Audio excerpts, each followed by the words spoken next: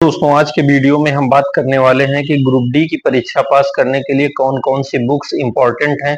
मेरा book collection क्या था, मैंने कौन कौन सी बुक्स पढ़ करके ग्रुप डी 2019 की परीक्षा पास की थी और मेरा फाइनल सिलेक्शन हुआ था। तो आइए वीडियो को शुरू करते हैं। दोस्तों, अगर वीडियो अच्छा लगे तो चैनल को सब्सक्राइब कीजिए, दोस्तों तक शेयर कीजिए और वीडियो को लाइक कीजिए।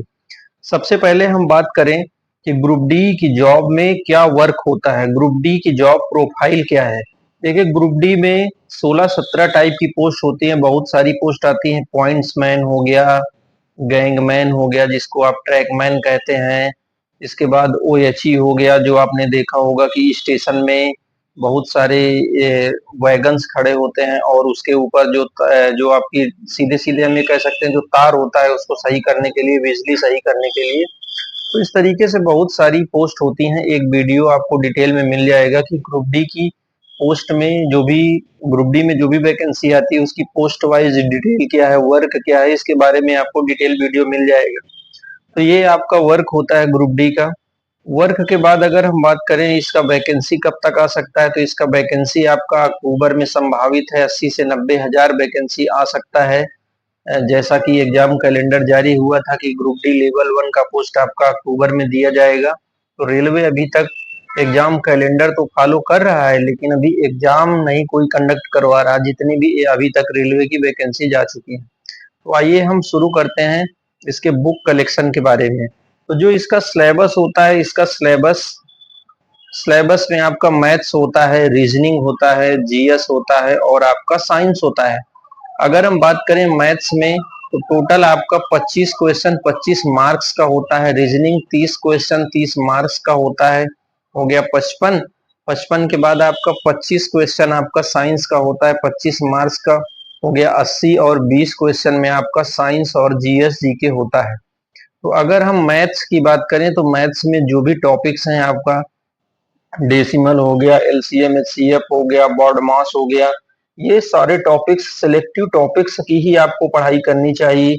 ऐसा नहीं है कि बुक्स में 40 टॉपिक दिए गए हैं तो 40 के 40 टॉपिक हम तैयार करके अपना टाइम बर्बाद करें। तो जो भी सिलेबस में 20 टॉपिक 22 टॉपिक जो भी दिए गए हैं, तो सिलेबस से रिलेटेड वीडियो आपको बहुत जल्द मिलने वाला है। तो उसके अकॉर्डिंग हमको पढ़ाई करनी चाहिए। ऐसा नहीं है कि फुल हम 6 महीना पता चले मैथ ही पढ़ते रहें, तो ऐसा नहीं करना चाहिए। तो अगर मैथ में बुक्स की बात करें तो रेलवे ग्रुप डी के लिए, या हम ये कह सकते हैं कि रेलवे के किसी भी एग्जाम के लिए, अगर हम आर एस अग्रवाल की जो मैथ्स है बेसिक बुक है उसको हम टॉपिक वाइज क्लियर कर लें तो ये हमारे लिए बहुत बेटर रहेगा, क्योंकि उसका जो लैंग्वेज है वो लैंग्वेज सिंपल लैंग्वेज में दिया गया है और हमको मैथ्स बहुत जल्दी समझ में आता है। क्योंकि ज्यादातर बच्चों की प्रॉब्लम रहती है कि मैथ्स वीक है, मैथ्स वीक है ना।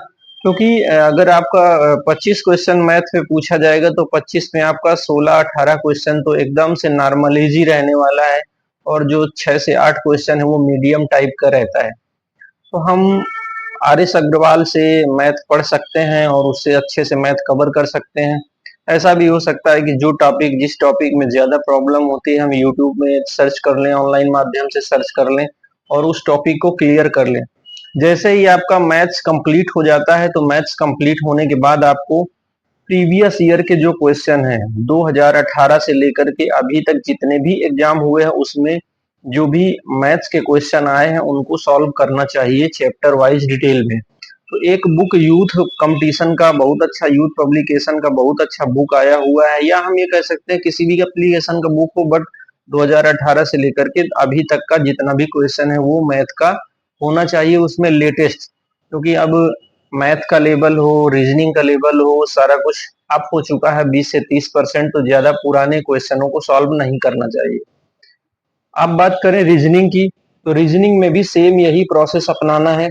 आपको रीजनिंग में क्या करना चाहिए, सिलेबस देखना चाहिए। सिलेबस में जो भी टॉपिक गया है उसको आपको यूट्यूब में सर्च करके आपने उस टॉपिक को कंप्लीट कर लिया। और टॉपिक कंप्लीट करने के बाद जो भी प्रीवियस ईयर की बुक है, कोई भी प्रीवियस ईयर की बुक है, उससे हमने उस टॉपिक के या के सारे क्वेश्चन हमने सॉल्व कर लिए। सेम यही हमको सिलेबस के अकॉर्डिंग जितने भी 15 से 20 टॉपिक दिए गए हैं उसमें हमको ऐसा करना चाहिए और धीरे धीरे करके रीजनिंग हमारी इम्प्रूव होगी।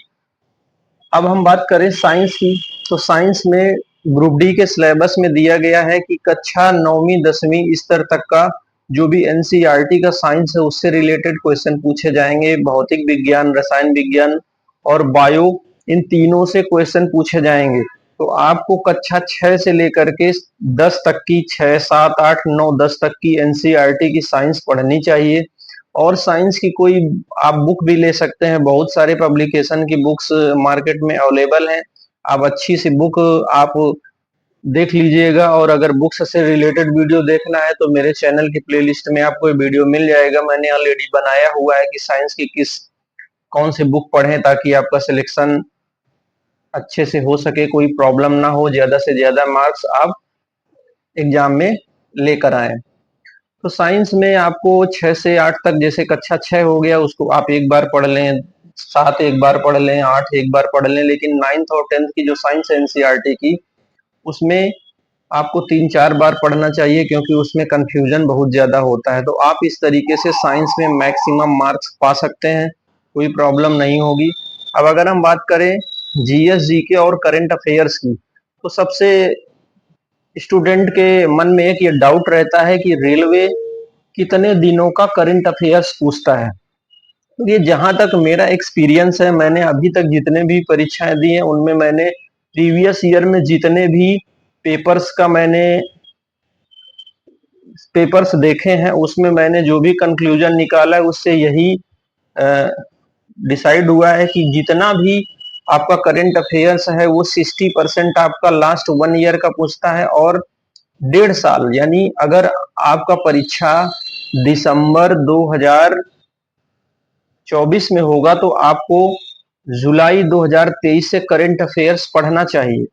40% आपका 2023 के जुलाई से लेकर के दिसंबर तक का करंट अफेयर्स पूछा जाएगा और जनवरी 2024 से लेकर के नवंबर दिसंबर तक जो भी एक साल है उसका 60% करंट अफेयर्स आपका पूछा जाएगा।